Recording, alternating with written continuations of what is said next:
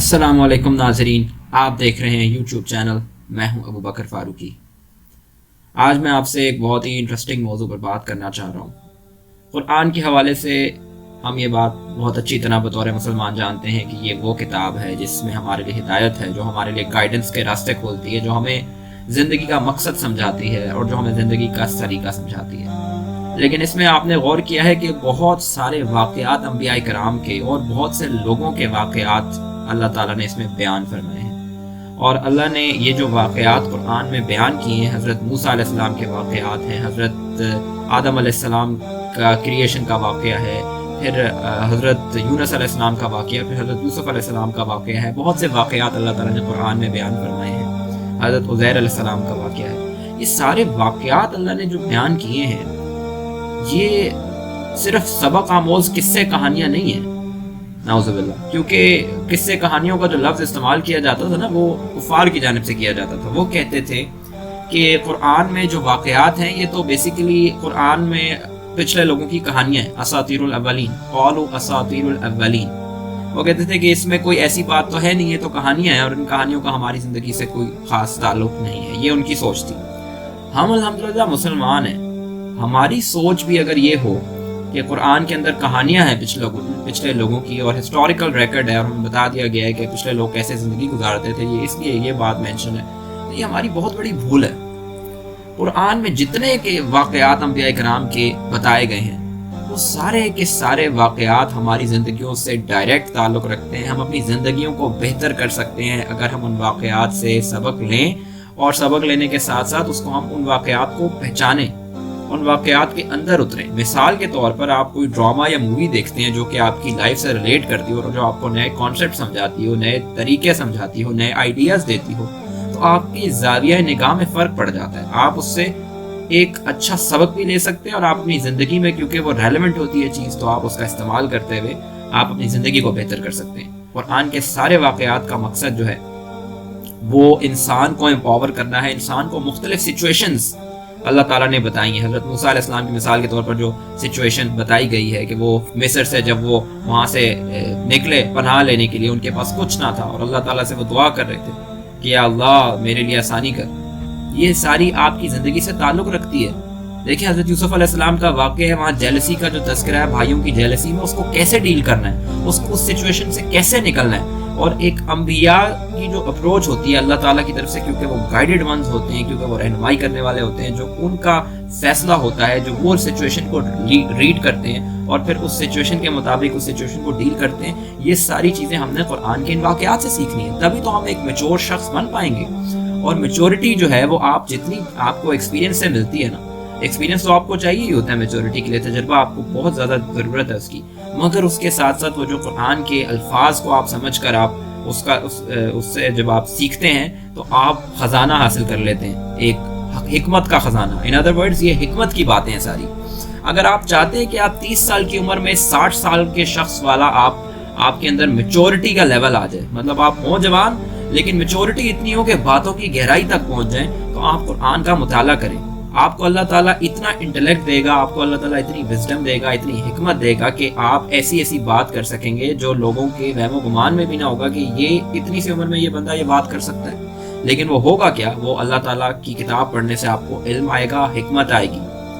اور قرآن میں خود یہ کہا گیا وَيُزَكِّيهِمْ وَيُعَلِّمُهُمُ الْكِتَابَ وَالْحِكْمَةَ. نبی صلی اللہ علیہ وسلم کے بارے میں کہا گیا ہے کہ وہ تعلیم کرتے ہیں کتاب کی اور حکمت سکھاتے ہیں لوگوں کو. اور حکمت کا ایک بہت بڑا ذریعہ قرآن خود ہے.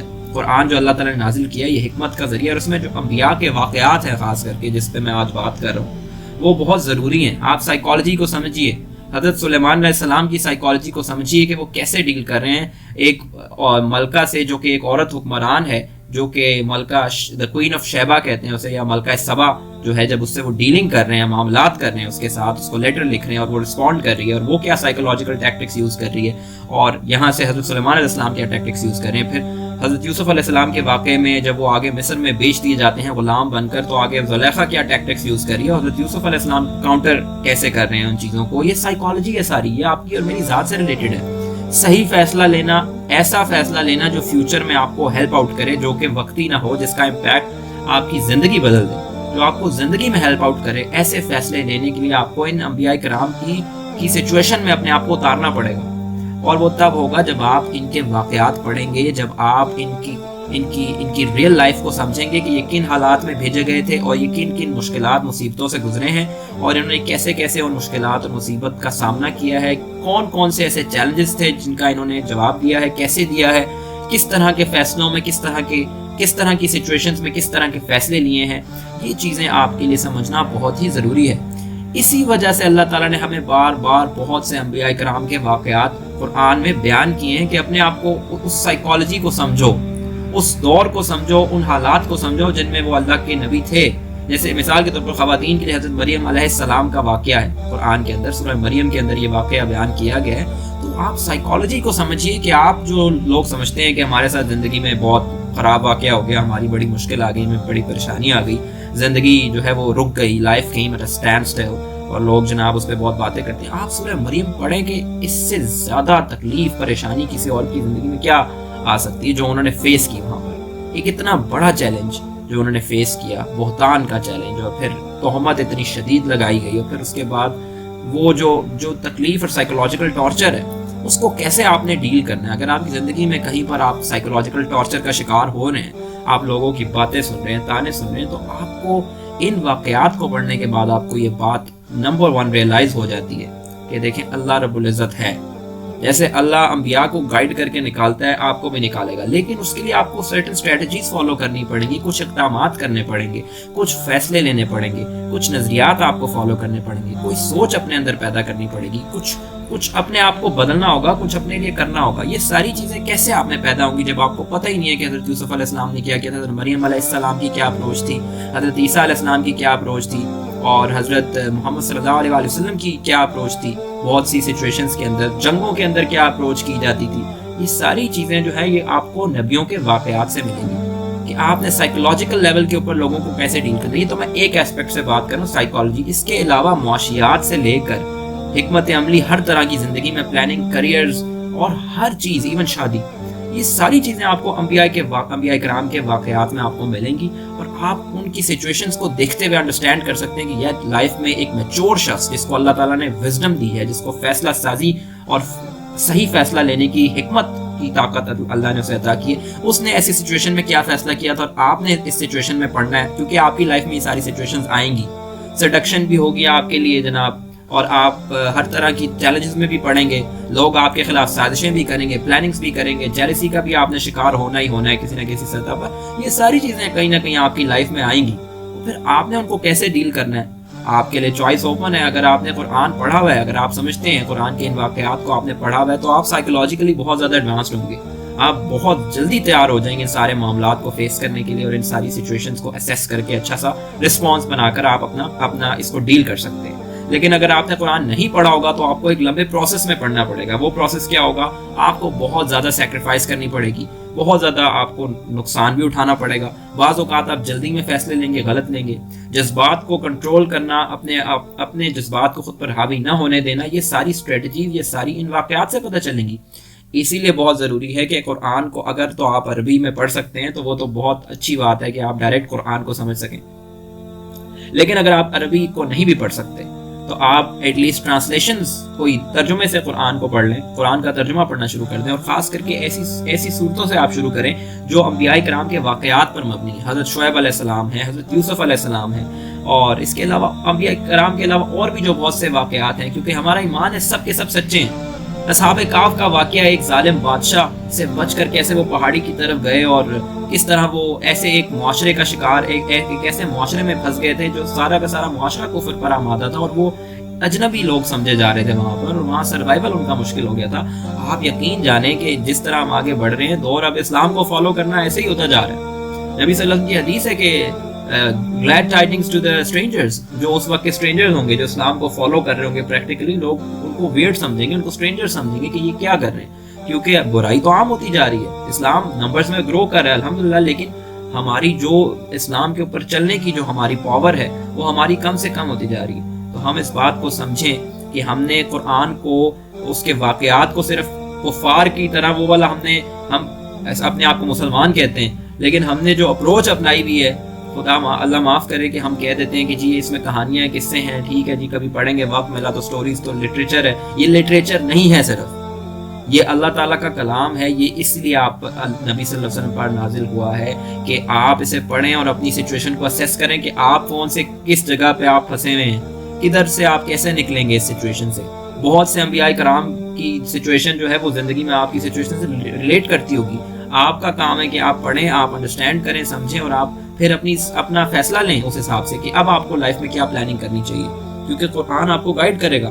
تو بنیادی طور پر ان سارے قصوں کا تو مقصد یہی ہے کہ آپ کو زندگی میں بہتر فیصلہ لینے کی توفیق ملے اور آپ میچور ڈیسیجنز لیں، انٹیلیجنٹ ڈیسیجنز لیں، حکمت والے فیصلے کریں، اور تاکہ آپ کی زندگی آسان ہو، آسانی سے گزرے یہاں بھی اور اگلے جہان میں بھی. یہ بنیادی طور پر قرآن کے ان قصوں کے بیان کرنے کا فلسفہ اللہ تعالیٰ کا ہے، اور اس کو ہم اسی پرسپیکٹیو میں ہمیں دیکھنا چاہیے. لیکن ہمارا یہاں افسوس کے ساتھ کہنا پڑتا ہے کہ ایک قرآن کو ہم رکھ دیتے ہیں اور ہم سمجھتے ہیں کہ بھائی اس میں قصے کہانیاں جو ہیں وہ ثواب کے لیے، چلو ہمیں اچھی بات ہے، ہمیں انبیاء کی لائف کا پتہ ہونا چاہیے، اور اس لیے قرآن میں اللہ تعالیٰ نے مینشن کیا ہوا ان واقعات کو کہ ہمیں پتہ ہونا چاہیے کہ انبیاء کیسی تھی. جی بالکل ہمیں پتہ ہونا چاہیے تاکہ ہم اپنی لائف سے ریلیٹ کر سکیں. یہ سارے کے سارے واقعات، ان میں ایک بھی واقعہ ایسا نہیں ہے جو آپ کی لائف سے ریلیٹ نہ کرتا ہو، جو آپ کی لائف سے ریلیٹیبلٹی نہ رکھتا ہو. جو بندہ مسلمان ہے، جو بندہ کلمہ حق کہتا ہے، اسلام کی بات کرتا ہے، اللہ رسول کی بات کرتا ہے، یہ سارے واقعات اس کی زندگی میں کہیں نہ کہیں آ کر ریلیٹ کریں گے، اور اس کو ہدایت تو چاہیے ہوگی. تو وہ ہدایت لینے کے لیے ہی تو قرآن ہے، اور ان واقعات کو آپ جب تک پڑھیں گے نہیں تو آپ اپنی زندگی میں کیسے سمجھیں گے کہ آپ نے اس موقع پر سچویشن پر کیا کرنا ہے. یا تو آپ مینٹورز کے پیچھے بھاگتے رہیں اور وہ جناب موٹیویشنل اسپیکرز جو ہیں وہ بتائے جا رہے ہیں یہ کر لو، وہ کر لو، ایسے ہوتا ہے، وہ ہوتا ہے. اور بہت سے موٹیویشنل اسپیکرز تو خالی باتیں کر رہے ہیں، خالی الفاظ کا وہ ہیر پھیر کر رہے ہیں آپ کے ساتھ، اور اس چیز کے ان کو پیسے مل رہے ہیں، اور وہ اسی پہ پیسے بنائے جا رہے ہیں. اور آپ یہ پریشان ہیں کہ بھائی یہ موٹیویشنل اسپیکر جو ہے، اس میں سے بہت سارے موٹیویشنل اسپیکر جو ہیں وہ تو جدی پشتی امیر ہیں، اور جناب وہ باتیں کر رہے ہیں کہ جی ایسے بلڈ کر لو، وہ کر لو. تو آپ سچویشن کو اسیس تو کریں. انبیاء کرام جو ہے اللہ نے ایگزامپلس بنائے ہیں کیونکہ وہ نیچے سے اوپر آتے ہیں. وہ کبھی بھی سونے کا چمچہ لے کے پیدا نہیں ہوتے، وہ اسٹرگل سے گزرتے ہیں، اس تکلیف، اس پین سے گزرتے ہیں. ہمارے امام الانبیاء نبی اکرم صلی اللہ علیہ وآلہ وسلم جو ہیں وہ سب سے جو ہے وہ غربت کے ایسے ایام سے انہوں نے جو سٹارٹ لیا ہے ایک یتیم کے طور پر. اللہ کے نبی نے سٹارٹ لیتے لیتے اور پھر آگے جا کر پورے امپائرز ان کے قدموں میں آ گئے. لیکن اس پروسیس کو تو سمجھیں جو اللہ کے نبی نے فالو کیا، جو ڈیسیجنز انہوں نے لیے، یہ ہمارے لیے بہت بڑی اگزامپل ہے، بہت بڑا ہمارے لیے لیسن ہے. تو اس لیے اپنے آپ کو اس چیز سے محروم نہ کریں، اور کبھی یہ نہ سمجھیں کہ یار یہ واقعات ہسٹری کے تھے، ہسٹوریکل پرسنس کے لیے تھے، اس وقت کے تھے. کبھی نہیں تھے، یہ اس وقت کے لیے نہیں ہے، یہ آپ کے لیے ہیں، اور یہ ساری قیامت تک کے لیے انسان کی سائیکالوجی، بیہیویئرل سائیکالوجی، اور جتنے معاملات آپ کی زندگی میں ہونے، انٹریکشن ہونے، لوگوں کے ساتھ ڈیلنگز ہونی ہیں، وہ ساری کی ساری ان واقعات کے گرد گھومتی ہیں. اس لیے اللہ تعالیٰ نے ان واقعات کو قیامت تک کے لیے اس کتاب میں ڈالا، ورنہ اللہ تعالیٰ چاہتا تو اللہ تعالیٰ ایسی باتیں اور کر دیتا. ان واقعات کی جگہ یہ واقعات اللہ نے ریٹ ہی نہ کرتا اس کتاب کے اندر. اگر آپ کا اس زندگی سے تعلق نہ ہوتا، اگر آپ کی اس لائف سے وہ ریلیٹ نہ کرتے ہوتے. یہ ساری باتیں قرآن نے جو بیان کی ہیں، ہسٹوریکل ریکارڈ جو آپ کے سامنے رکھے ہیں، یہ اس لیے کیے ہیں کہ انسان کی سائیکالوجی آپ پر عیاں ہو جائے کہ کیسے موقعوں پر کس طرح کا فیصلہ لینا ہے، کیسے موقعوں پر کس طرح کی سچویشنز کو کیسے ریڈ کرنا ہے، کیسے اسیس کرنا ہے، کیسے رسپونڈ کرنا ہے، دوسروں کی نیگیٹیوٹی کو کیسے رسپونڈ کرنا ہے کہ وہ آپ کی زندگی نہ تباہ کرے. آپ کے اوپر وہ سائیکولوجیکل ٹارچر کی اس کیفیت سے آپ نکل آئیں. آپ پازیٹیوٹی کیسے پیدا کریں گے، آپ پازیٹیوٹی اسپریڈ کیسے کریں گے، آپ حق بات کیسے کریں گے، آپ غلط بات سے کیسے اپنے آپ کو روکیں گے. یہ ساری اسٹریٹجیز ہمیں سمجھنی ہے، لیکن اس کے لیے ضروری ہے کہ ہم انبیاء کرام کے واقعات کو پڑھیں اور ہم سمجھیں کہ یہ لیسنز کس طرح ہماری زندگی میں کارگر ہیں آج بھی.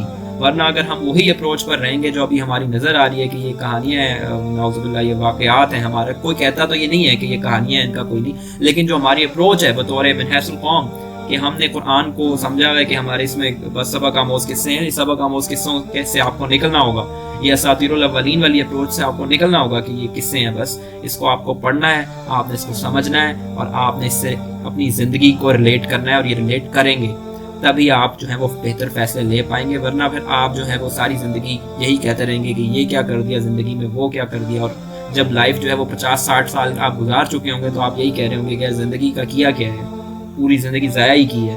اور تب جا کر اگر آپ ان چیزوں پر کام کریں گے، تب جا کر آپ اس کو ریلیٹ کرنا شروع کریں گے اپنی زندگیوں میں، تو بہت دیر ہو چکی ہوگی. اس لیے آج سے یہ فیصلہ کریں رمضان المبارک بھی آ رہا ہے، کوشش کریں قرآن کو انڈرسٹینڈ کرنے کے لیے۔